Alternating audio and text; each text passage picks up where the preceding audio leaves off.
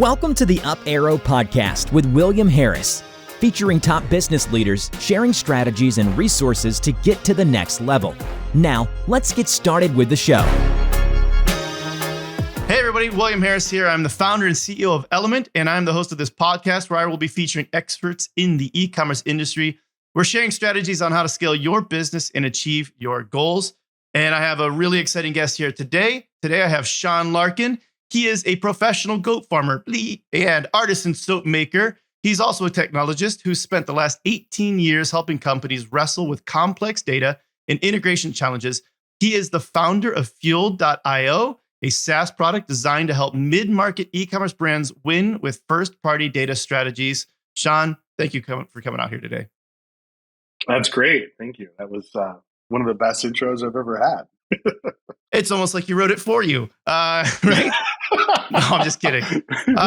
This is good. I'm excited to have you here. I think there's a lot that you and I have talked about data that's exciting. I think that a lot of people have been struggling with data that I'm excited to get into.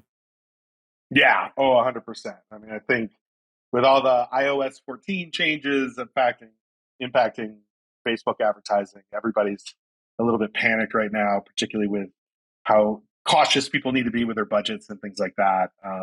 It's just a really interesting time to be in the space, and there's a ton of opportunity. There is some risk for merchants that can't adopt these strategies more quickly. But I think focusing on the opportunities and just kind of how it can unlock personalization and just better relationships with customers is just going to the crisis is going to force a lot of innovation that I think consumers are going to enjoy, Absolutely.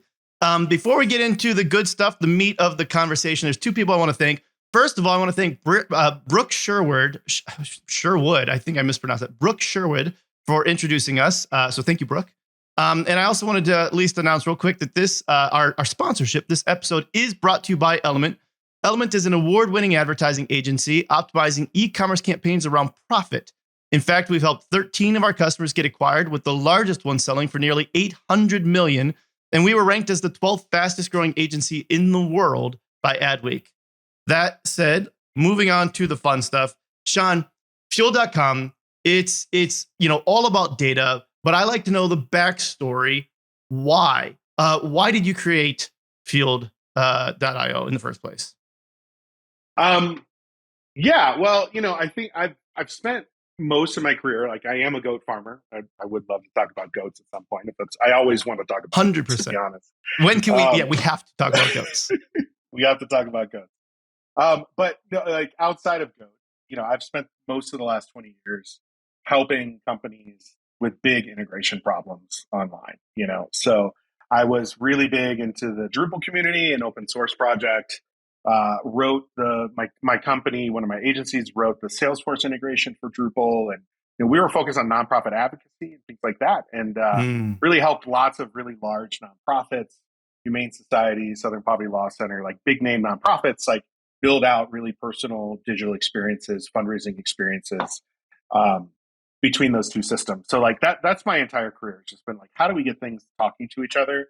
How do we get websites and different tools talking? And so it'll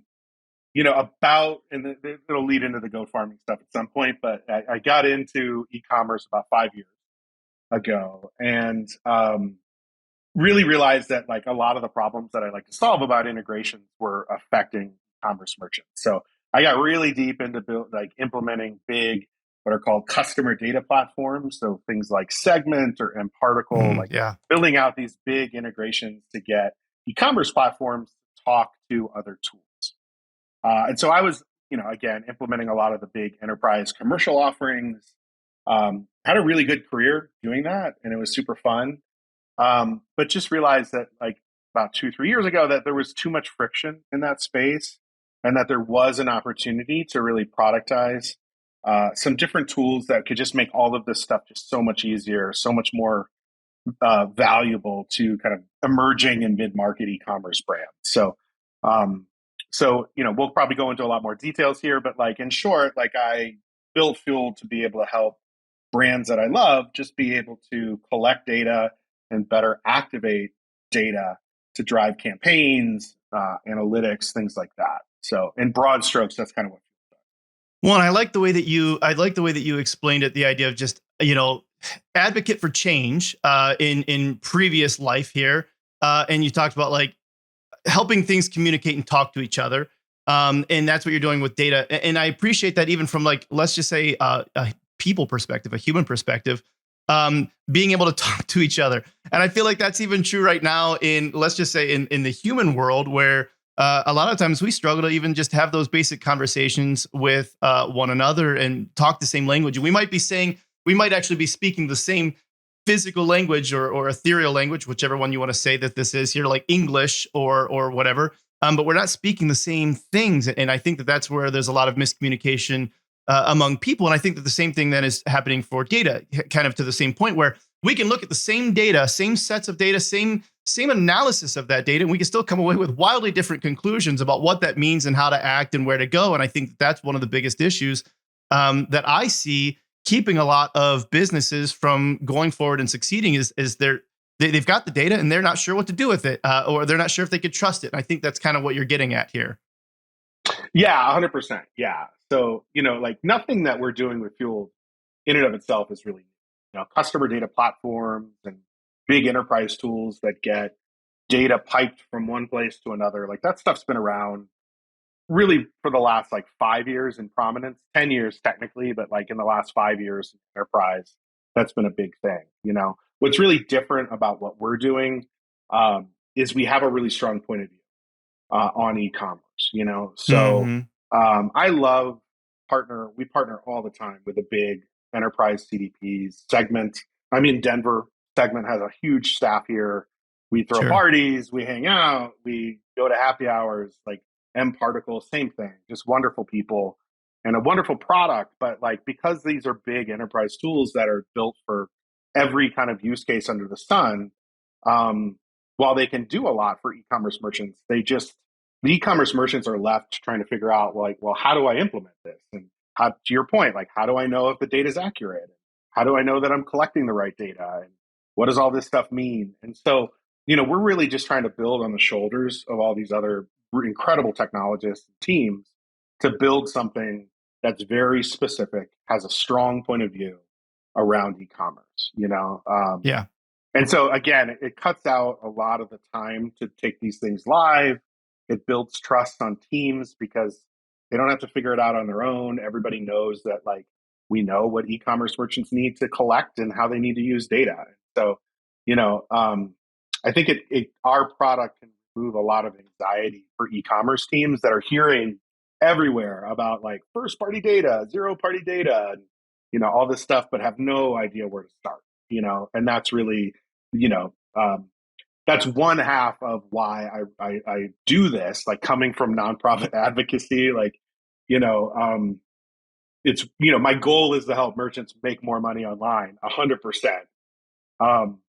But I sleep really well at night knowing that I'm helping people that I care about that are doing innovative stuff, do things better. I mean, Yeah. I imagine you feel the same, William, but like, especially with like the iOS 14 stuff and just how that's really hurting emerging and mid-market brands. Like, I've said, I say a lot that like we're helping democratize data. Really, my goal is to help brands that I care about win in a world where Facebook and Apple are just fighting it out in the name of privacy, when really all they're trying to do is just like own everything and fight with each other. Like so many great brands right now are just dying because of changes to first party or third party tracking and things like that. Like the merchants are really struggling with increasing advertising costs. And as a result, none of us want poorly targeted ads on our Facebook or Instagram feed, but like, Right. I think most of us want really cool things that we can buy,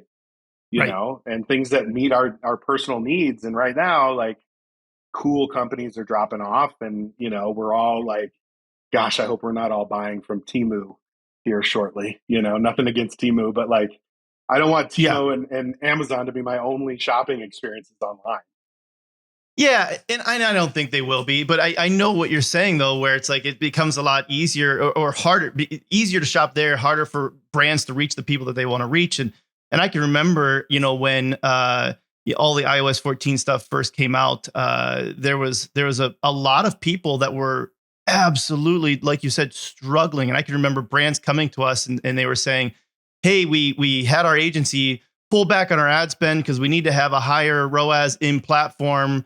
And they were so locked onto this in platform number. And as a result of that, their overall profitability went down. They weren't covering their overhead, and they'd come to us and we'd look at their P&Ls. A lot of people share their P&Ls with us. And we're looking at this saying, this is a recipe for disaster. And I actually wrote a really long article. I want to say it's like 7,000, 8,000 words, talking about the ROAS death spiral, because I saw people getting into this death spiral. It was like, oh, we need higher ROAS, so we do this, we decrease here, and we go this. And they're pulling back on all of the things that they actually needed to do to grow the business because the attribution just wasn't showing up in platform. And not having the right data, not having the right instruments, just like in an airplane, causes a death spiral. The same thing was happening to businesses. It was causing a death spiral to their business. And so, to your point, helping businesses be able to succeed is a very rewarding thing for me as well, like you were mentioning here, where knowing that I can help them to better be able to solve the problems in their business,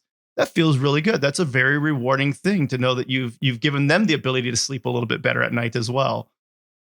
Oh yeah, for sure. Yeah. So yeah, it's neat. It's neat. And it's neat to be able to, yeah, a lot of times too, it's like, and I'm sure you feel this all the time. It's like, merchants come in with one specific problem that our platform can solve, so we have at this point over 1,200 merchants that use us for their Google Analytics 4 connector, so we have Sure. a first party pixel that's really tried and true. You install us. We're in the Shopify and BigCommerce marketplaces. You install our app. Because I do it all day long, like depending on my internet speed, I can set up GA4 in under 3 minutes for a merchant, start to finish. That's best. Using our app. Yep. The page load times that hold me back. But yeah, so a lot of merchants come in just because of that pain problem. Yeah. Implementing GA4 is really different from Universal Analytics. There aren't really great tools. Some of the native integrations for BigCommerce and Shopify just aren't really mature yet. So we do a lot better job. But we have merchants come in for that, and we offer that for free. And then suddenly, as we start kind of a dialogue and we start kind of talking about how they're using first-party data and what the opportunities are, it's really fun because there's these like aha moments where they're like, oh, Yeah. like that's a problem that I have, but I've never been able to articulate it, and Fueled can solve for it. So it's neat to kind of be building in public and to to be on this journey with our merchants, like helping them on this like road to operationalizing first party data and zero party data. Okay, I want to talk about first party, zero party, third party. It gets thrown around a lot, and so you and I might be at a point where we're like, I'm over talking too deep about that. But for people who are listening, there's a lot of people who might be listening and saying, I've heard it thrown around enough, but I don't understand it. I jokingly say that we're going to eventually get to I data, right? Like imaginary data, as far as square root of -1 type data, because we're going from first party, and we're just going to keep going further and further down the line from first to zero to I here. But third party data, I think everybody's well aware that third party data is pretty much just a bygone thing. For the most part, I don't see that really coming back a whole lot more for a lot of businesses in any significant way. Google's getting on board with that as much as well, and so that's very, very few people are going to have a lot of significant third party data. Is that kind of what you're seeing as well? Yeah, I think so. I mean, to break it down, and I'm going to steal an analogy from a guy named Ian Jordan who works for a company called Tadpole. That's a really great agency. But he kind of describes it, first party data is like, you go and you meet your neighbor next door and you say hi, so it's like data that you collect when somebody visits your website. Sure. And engages with your website. Zero party data, to be honest, I don't know why they call it zero party. Grammatically, it should be second party. It's data. Sure.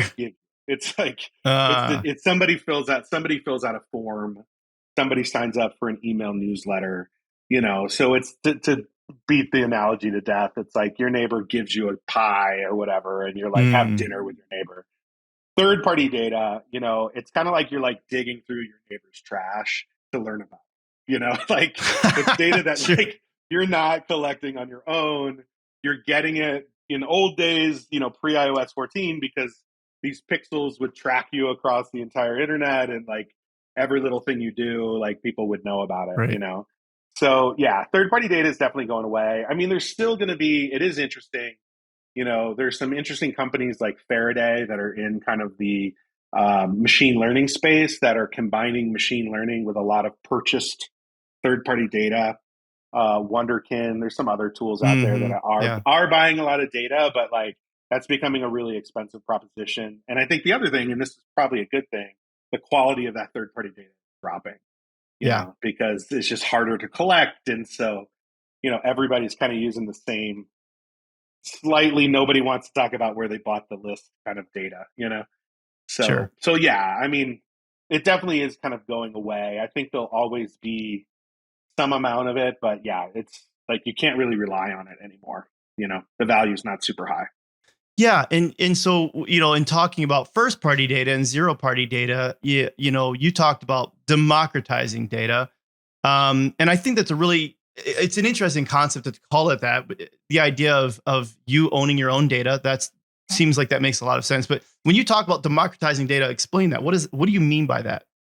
Yeah, I mean, I think hang on one second. I just gotta fix this light here real quick here. No problem. I thought I had the camera hidden there. Did I? Were you able to still see? I wasn't seeing. I wasn't. So you couldn't see that I wet my pants or anything? Okay. No, it's just been back to back all day today, and I haven't had a chance to go. And sorry. Okay. Yeah. So first party data, zero party data, democratizing it. Yeah. Explain democratizing and what that means. Yeah. So when we refer to democratizing data, that's shorthand for really democratizing first party data strategies for us. So that's like a really critical thing. And then what goes hand in hand with that, to your point, is like letting merchants own their own data. So let's start there first, like, and why that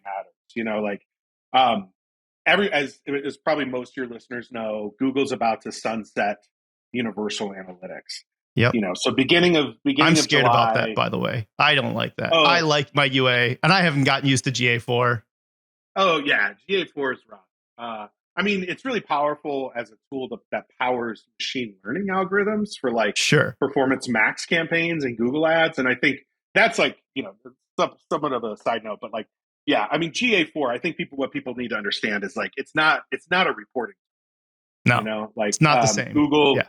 No. And Google doesn't care. Right. Like, I think they figured out that they've kind of lost that battle at enterprise to Adobe Analytics and, Adobe Amplitude, like really best in class kind of tools, but what GA4 does well is let you capture a wide range of event data and then send that data to Google Ads.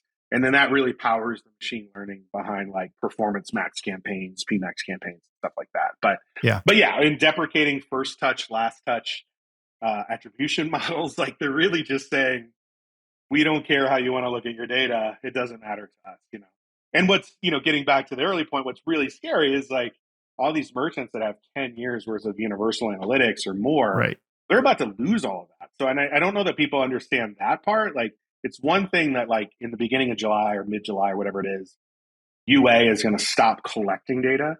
But like 30 days after that, they're deleting that data. Like, I don't think a lot of people realize that. So how it's just gone. What should they do about it? Well, I mean, I think the big thing is learn. Yeah. So, and that's like a core thing to us. It's like, we have this Google Analytics 4 connector, fueled as a first party pixel. So it's a tool you install us on your site. We also integrate with, Shopify BigCommerce. We also integrate with a lot of other sources of first party and zero party data. But for the click-through data, you install us on your site and we start piping all that data into GA4. We have paid plans that are more kind of like a customer data platform where, you essentially like point us at a data warehouse. And so we send the data to GA4, we send it to a whole bunch of other places, including a data warehouse, And with the price of data warehousing, like that used to be kind of a scary term to set up a data warehouse. But like, honestly, at this point, you can set up like Google BigQuery in like an hour. So simple. And it's cheap. It's like $50. Yeah. Yeah. It's pennies. Yeah. Yeah. Yeah, and so, so you set up a data warehouse, Google BigQuery, Amazon Redshift, Snowflake, there's a bunch of them out there. And then like we just start piping all that raw data to your warehouse. So what's cool about that is like you own it. You have the exact raw data, you know? Yep. And then from there, it gets kind of technical, but we offer a lot of open source tools that let you start manipulating that data in the data warehouse, do what we call like stitching, build attribution models on top of it. And, we're productizing all of that, right? So we actually are building out a big open source analytics product that we're really excited about. That's kind of phase 2 for our company. But like, and so, we'll handle all that for most merchants that are just like, hey, like, just do it for us. But even if they want us to do it all for them, the core thing that's important to me is they own that data forever. Right. Oh, and so forever. You get the raw forever. Like you own it. Like it's just yours. That's Put huge. it in the data, and so like every single event, every single click, every single add to cart, every single remove from cart, every page view, every product view, we capture all that raw data. You get the UTM codes, you get the referring URL, you get all of that raw data. It goes into your warehouse, and then inside of the warehouse, we offer a lot of open source tools that let you, stitch the events together, so understand how one customer is going through. And the other thing is you can manage your own attribution models in your data warehouse. So and that's like a core differentiator. We're still building this. I don't want to say like, oh yeah, like just call me up and I'm better than Triple Whale or Northbeam. We're still building out the analytics tools, but again, with this idea of democratizing the use of first party data, we're all of that stuff. As soon as we have proprietary pipes to get all the data into the data warehouse, just because it's complicated and there's not a lot of value in open sourcing it. Like nobody could run our code. That's a big, complicated, really powerful system. But once that data hits the warehouse, everything we do is transparent. Again, like Triple Whale, Northbeam, I'm sure you use them all day long. Yep. They're great. They're great products, but like the thing that I don't like about them is one, you don't own the data. They do. They're never giving it back to you. I mean, I don't think you're not going to use it for nefarious reasons, but the bottom line is you don't get it. And two, they have these really cool attribution models, but it's very bro tech. And, and they're probably, if they're listening, are going to be annoyed by that. But like, you don't know how it works, right? Like they have their algorithm. That's their moat in like VC terms, like is their algorithms, and they battle it out to say who has the best algorithm. I don't believe in that. I believe that these models should be open source. I think that merchants should be able to tweak them. I think that to build long-term confidence and with your customers, like transparency is key, So, what we're doing is, we'll fully host everything in terms of our analytics offering, but like all the attribution modeling, it's all in code using what's called DBT. It's a big, very popular tool for working and manipulating data in a warehouse. All that stuff's transparent. So if you want to tweak the algorithm, you want to give more weight to certain sources, things like that, we'll let you do that, So if you want to run first click, last click, weight, whatever you want to do, our goal is to support that, and also to, if you want to use another BI tool, that's great. Like again, first and foremost is we want to make sure people own the data. They can do whatever they want with it, And I think that's the thing that's really a complete mindset shift that's different from a lot of other things. You mentioned a couple other tools, both of which we use, we love, and even just the idea of a moat in general.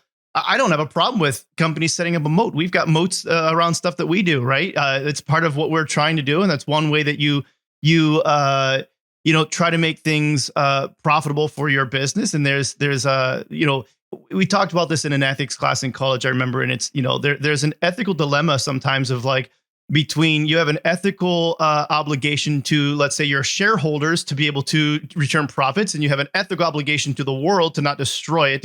And there's this, there's like this line that you have to, it's a dilemma. And it's fair, right? To be able to say that there's a dilemma between these. But I like where you went with the idea of saying, hey, this is your data. It is data that existed on your website. You should have the ability to have the data. It's kind of like you having your access to your own health records. Well, it's your body. You should have access to that data. it's great for the doctor to have access to it too. But it's really nice to be able to say, hey, I want to actually take my health records over to this doctor.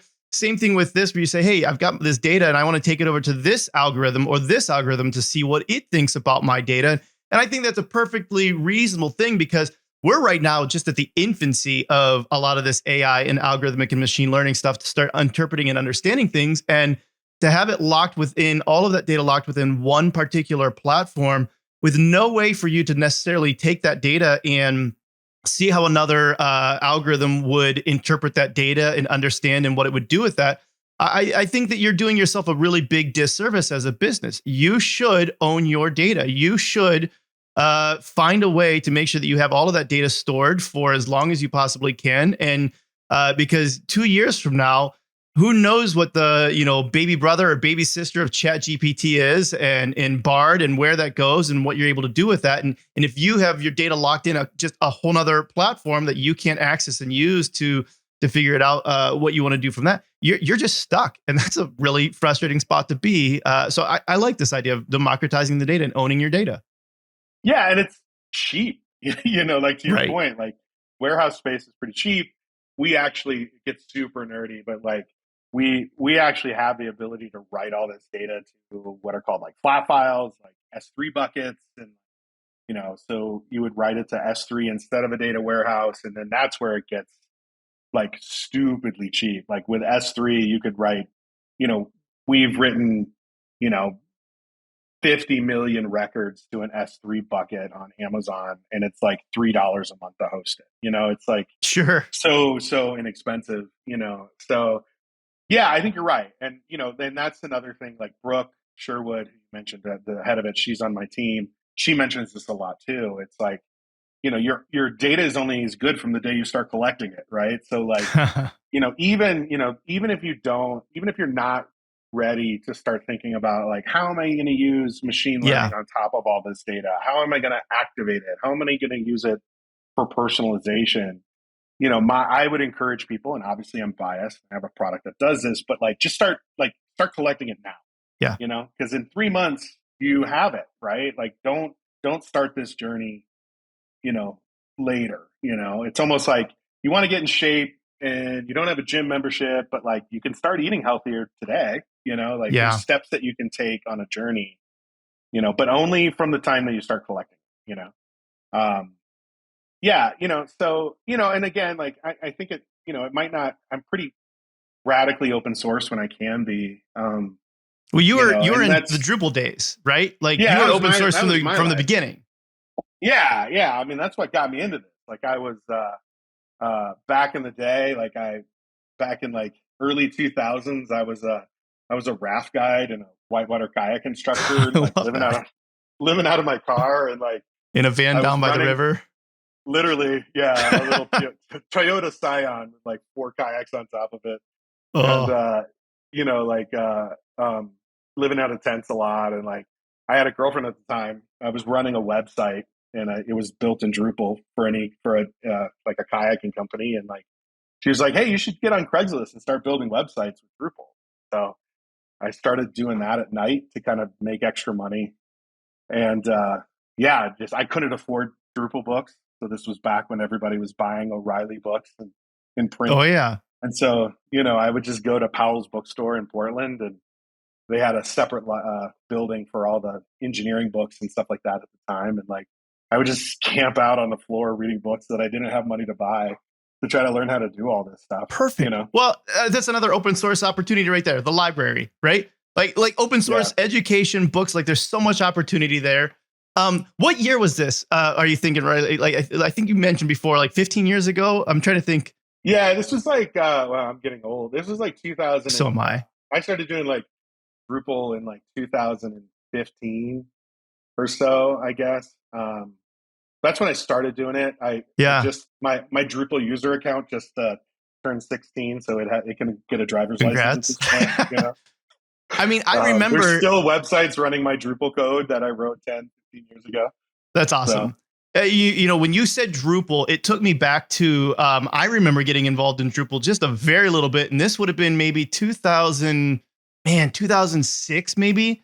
And And I am not a developer by any stretch of the means, but a friend of mine, Ryan Schmidt, has got a company called Skycatch Fire in Ohio, which is where I grew up. And I can remember him getting me on it. And I'm a marketer. And so I can remember, I was looking at Drupal and he's like, oh, you really should do Drupal instead of WordPress. Again, like 2006. And, I tried and played around with it and I was like, no, I'm a WordPress guy. Like I can't figure out Drupal well enough.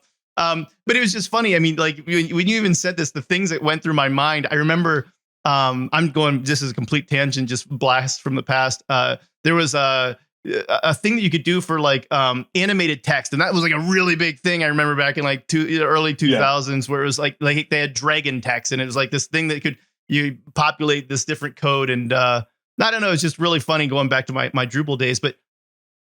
Back to the rafting and stuff like that. I interrupted there. So rafting and Drupal and open source and just how that is, an ethos basically for you.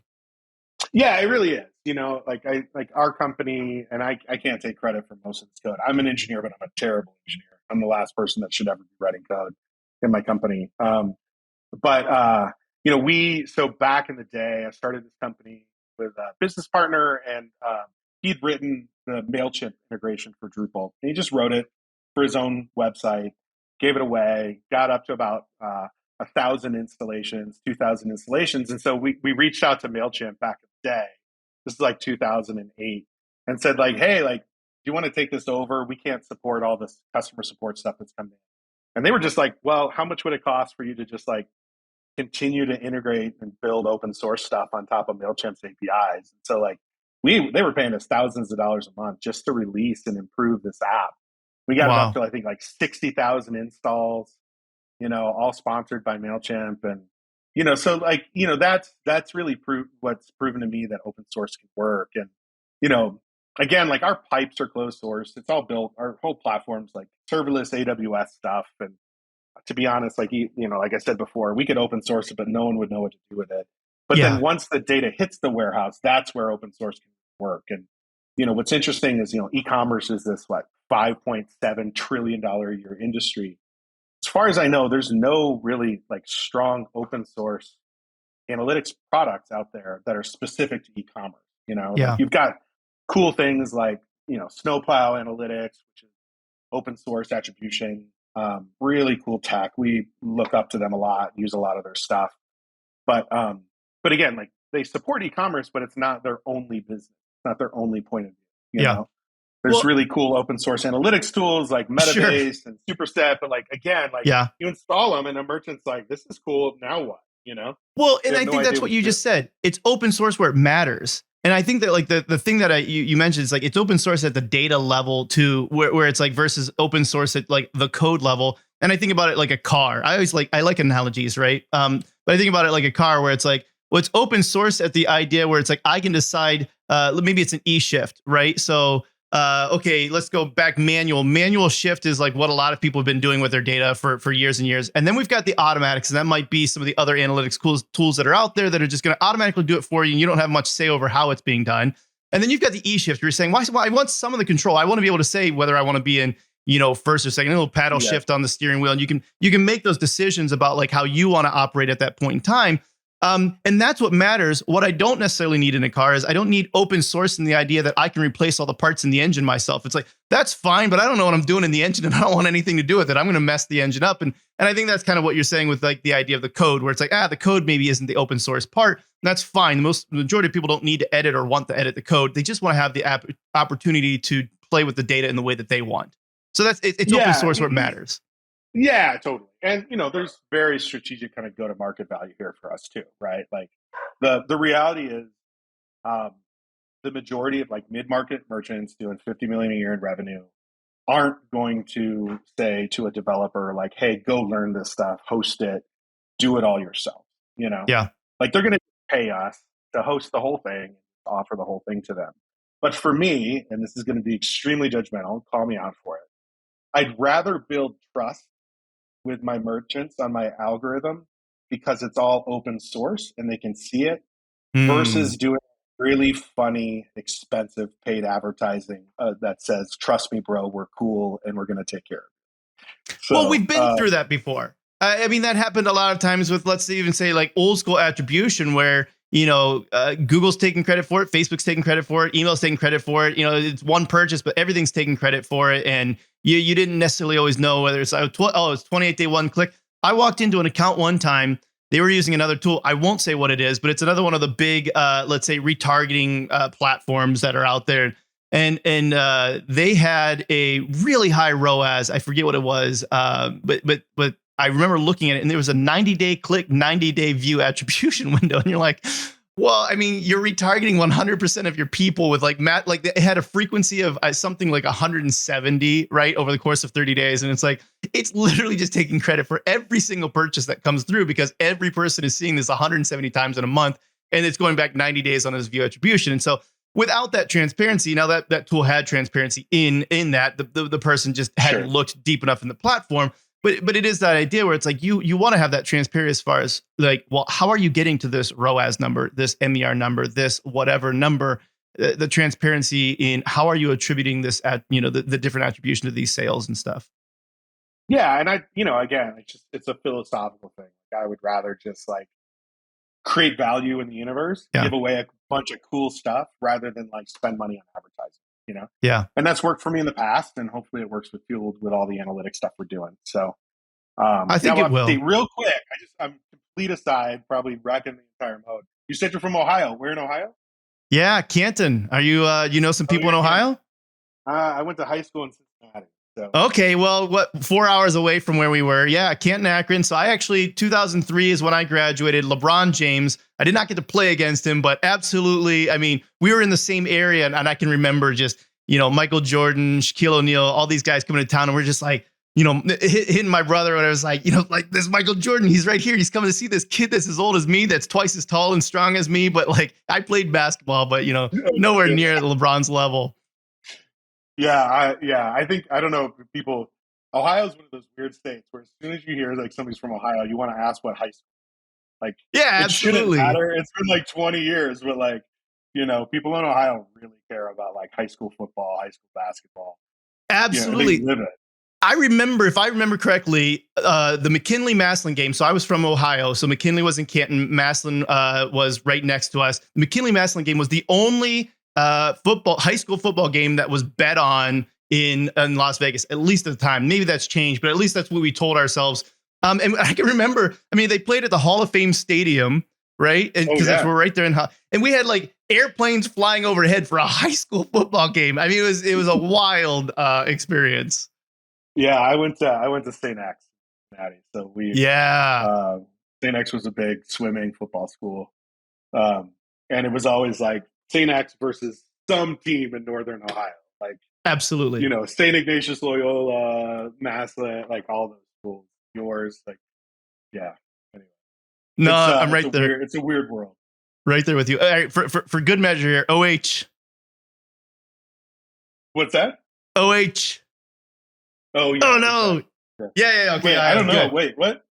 Ohio State. OH. Oh, yeah. So, I left. That's where I left after high school. Okay. Around. And so, like, I got to admit, like, my Ohio roots kind of ended after high school. Well, my brothers will tease me that my accent has ended too. And so we're really going on a tangent on Ohio real quick for this. I can remember, and my daughters will tease me about this too. I would say the way that I spoke in Ohio was very, very, I don't know how you want to say it, but it was just, it's only in Ohio. And I would say, Namin. And that meant, do you know what I mean? It's like 6 words that turned into 2 syllables, Namin. And, now I pronounce it Canton. That's how we pronounce Canton, Ohio, is Canton. But here I've been in Minnesota now for greater than a decade here, and I've started to enunciate my words a little bit more. My O's have become a lot more of an O, right? And so it's like, take the boat out on Saturday, go fishing, don't you know? I don't really speak like that, but it's gotten more that way, and my brothers definitely tease me when they hear me.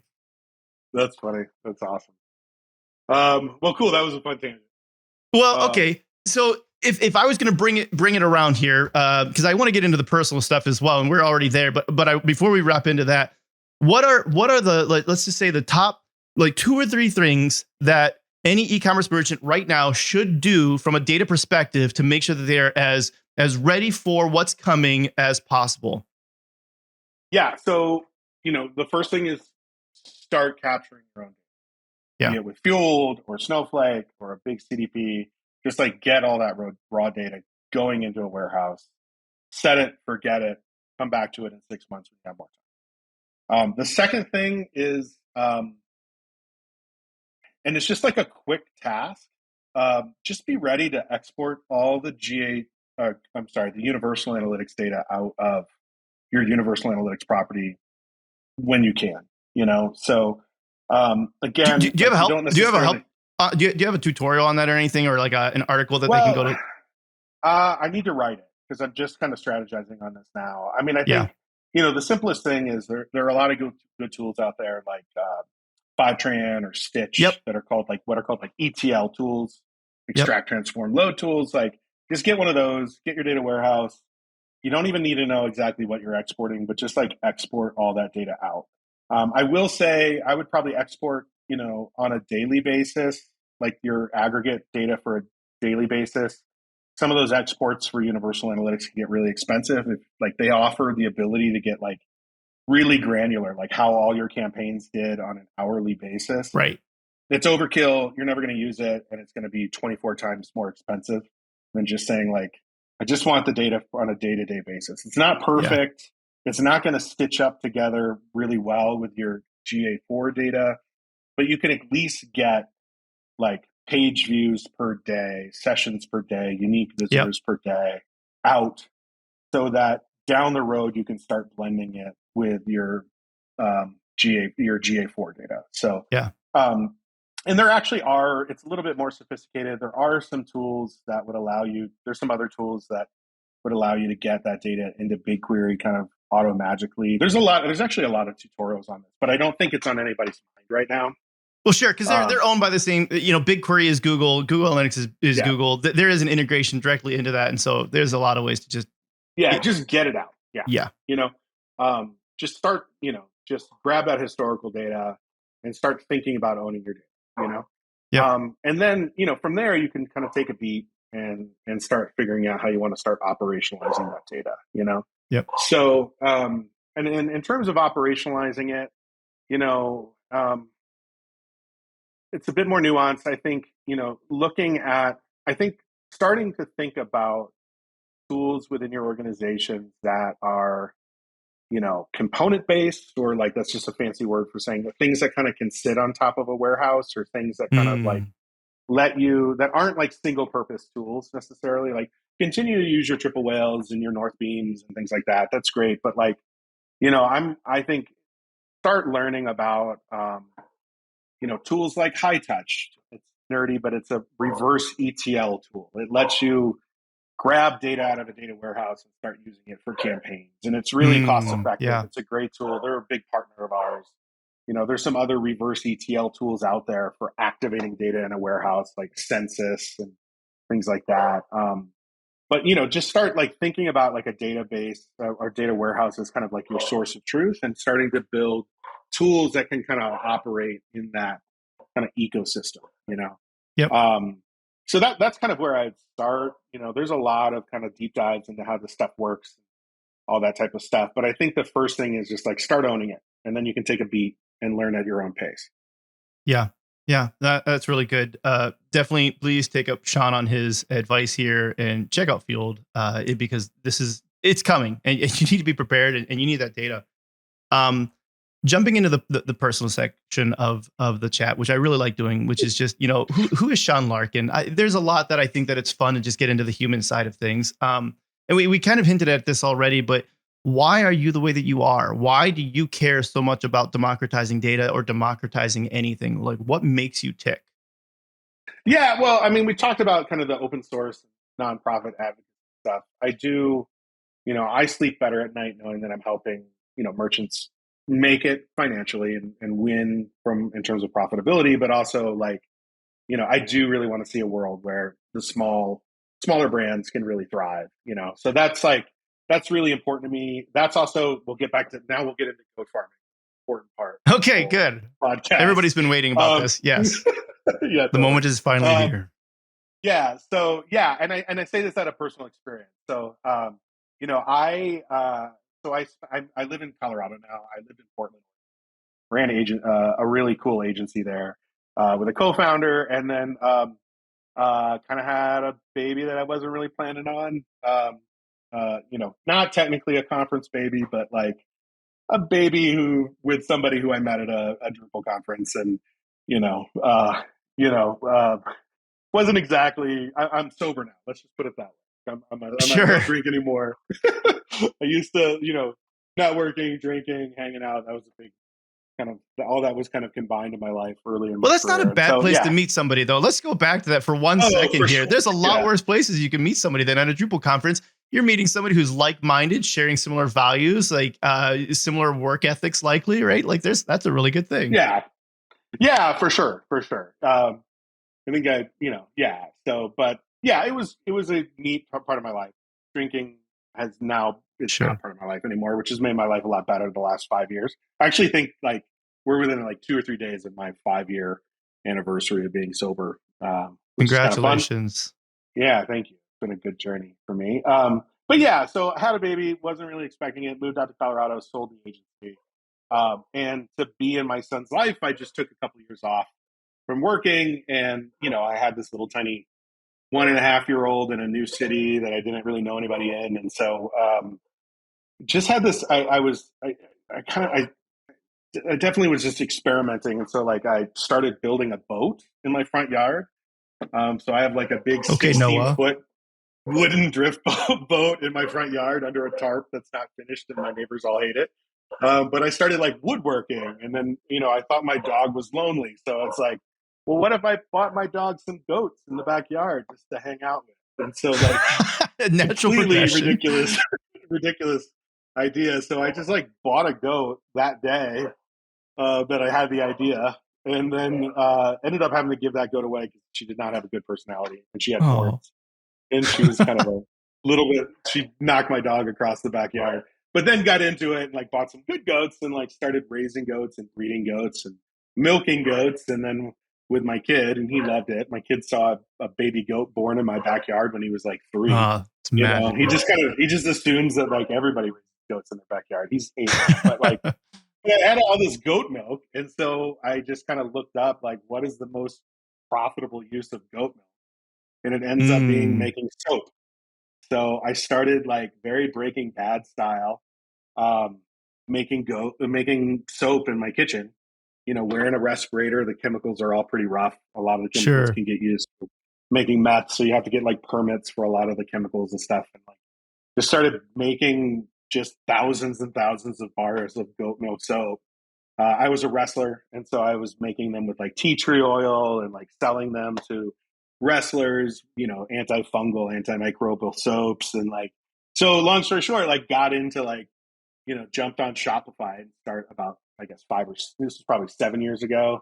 Uh, Started trying to sell on Shopify, Hmm. um, and it was right when like to be honest, I kind of got sucked into the performance marketing stuff, like Sure. working with, there was so many people 10 years ago who could just like print money selling things like soap on subscription, Absolutely. through Facebook ads and stuff like that. And I think that kind of really peaked probably like 6 years ago, and Yep. so I hit the wave a little late, I think, on that, and, really struggled with like acquisition costs, for my brand. And, I'm making a bar of soap that's like high end soap. It's like $8 a bar, but with shipping and all that kind of stuff, my margin on a bar of soap was, not scalable because it was in my, if I was in a proper factory, I could have gotten that margin better. But like basically, if I'm spending $20 to acquire a customer on an $8 monthly subscription and I'm making Yeah. $4 a month, like it's not sustainable to have like a payback time on that acquisition cost of like 5 months, and Yeah. so wasn't really able to make it work.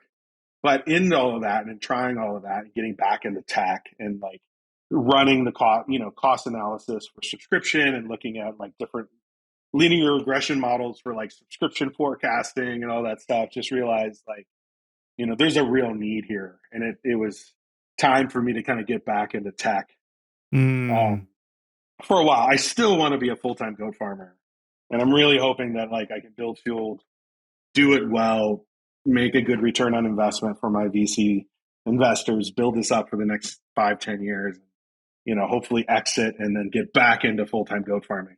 I got to know what kind of goats though, because so there's there's a lot of different kinds of goats. We don't have goats. We've got chickens. We had ducks Chickens for a little while. We had bees. What's that? Ducks are great. I raised ducks for a while too. Yeah, well, so we weren't allowed to have ducks. Let me clarify that. We live in the city. We've got about an acre here in Stillwater, 10 blocks from downtown. We are allowed to have chickens, but my wife bought ducks as well, anyways, just for fun. And they got kind of big and noisy, and the city made us get rid of them. But they were fun for a while. But I just told her next time you just got to get native ducks, right? And then it's just like, hey, the wings aren't clipped. They can fly away whenever they want to. But she would love to get goats. We can't get goats here. Some of the most fun goats I feel like that I've ever seen are like those fainting goats where they literally do just faint. Like you scare them, they go, they just fall over and like, it's really funny. But what kind of goats do you have? Well, I did just sell my girls to a farm because it just got too much after.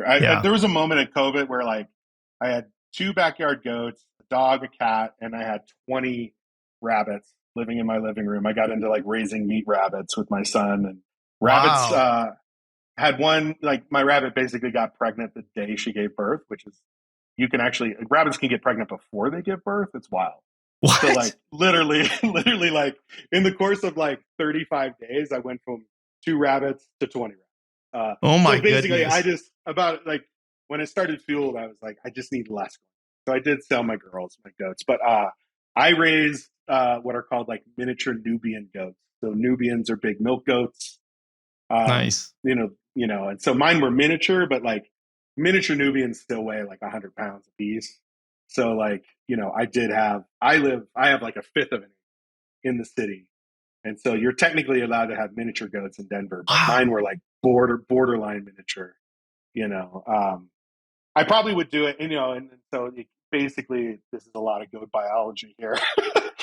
Like Nubians can milk for about a year. If I could do it over again, there's a breed called mini La Manchas. So La Manchas are a Spanish goat that can, once they have to give birth, but they can actually be milked for like 18 plus months after they give birth.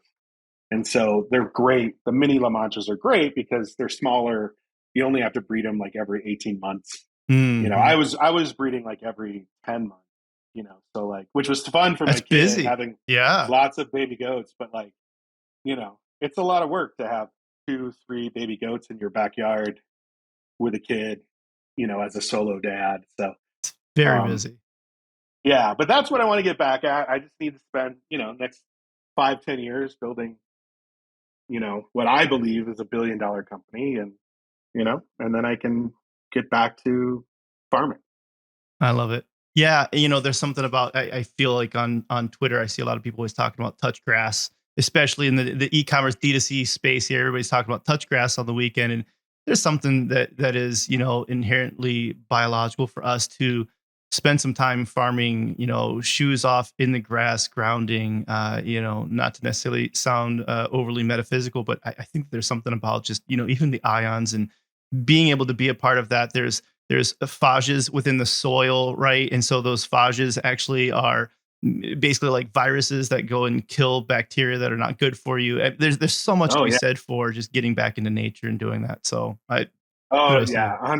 Yeah. And, I think, I don't actually know. Minnesota, I feel like you guys are better off, but like Colorado, even Denver, like Denver is not sustainable on its own food wise. Like there's been studies that said like if the highways were shut down, we really only have like 4 or 5 days worth of food.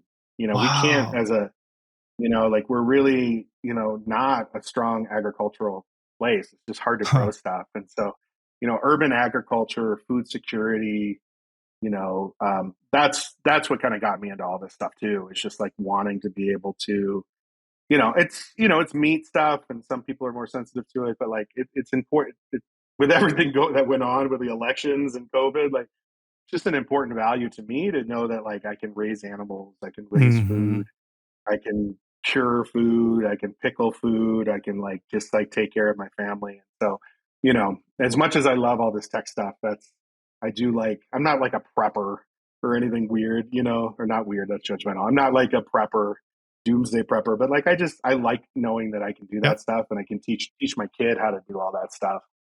Those are skills that we had for thousands of years that we're losing as generations go by. And so I think that there's something important about that. And it's actually gotten, I think, expensive right now, where you can send your kids to farm school, and that costs more than sending them to like some elite prep, kindergarten or something like that. And it's just the idea. It's like they're going to go and they're going to interact with goats and chickens and stuff like that, because it's a lost art, and a lot of parents don't have access to that and stuff like that. So I think that's really good.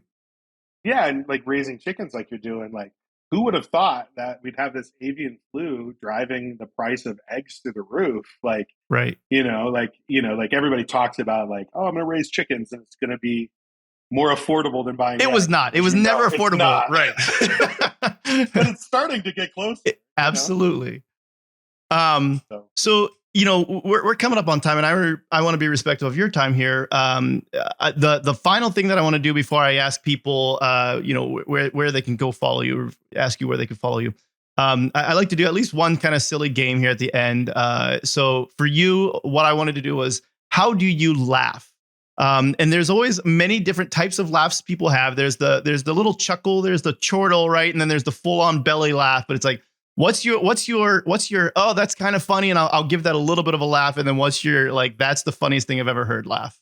I'm not sure that I can do this on command. I think it's more, I mean, and I'm self-conscious about my laugh. Do you know? Everybody is. Like, I laugh, like I'm actually, the older I get, the more my laugh just reminds me of my father, who's a wonderful person, but like also like he's my father, Yeah. And so it's like, I get really nervous because I'm like, oh man, I just sound like my 70-year-old dad now. Especially now that I have a kid. I think it's kind of like gosh, I can't do it on command. Yeah. It's not like a belly laugh. It's a little bit more high pitched, a little bit more in my throat. Yeah, I'm not great at it. You do it. What's your? I won't make you. All right, I won't make. All right. Well. So I've got my chuckle and whatever, but my full on belly laugh, when it's the funniest thing that I've ever done. You were saying like your dad. Apparently, I get mine from my grandpa, my Italian grandpa, Luceretta, which I don't really remember him, unfortunately, too much. I think he passed away when I was in second grade. So I've got memories of him, but it's like I don't remember how he laughed. But my mom tells me that I laugh just like him, which is head back all the way laughing. So it's right like that, and I don't know why, but that's how I laugh, with my head all the way tipped back. And she said, "You get that from your grandpa." So that's awesome. That's my belly laugh. You know that you really got me going when my head goes all the way back and you see my nostrils sticking up. That's hilarious. Well, hey, thank you for this opportunity. You're a really great host. This is my first podcast, I think, actually. So like you've broken me in here, and it's been pretty wonderful. You're really good at this. And I'm really excited to listen into future episodes and things like that, and just share the word about what you guys are doing. Well, I'm glad you were here. And I want to make sure before we go too, how can people get a hold of you? If they wanted to follow you, where should they go to stay in touch? Yeah, so the website domain is fueled.io. So that's probably the easiest way. Like all of our social links are there, just fueled.io. Twitter, I think we're fueled-io. Sure. So little black logo. There's a wonderful agency called Fueled. We are not them. They have like a little red logo, and they're a great team. We're fueled.io. So that's probably the best way. Sean _Larkin on LinkedIn. Okay. And we could add those links to the blog post here as well. So we'll make sure that. Oh yeah, that'd be great.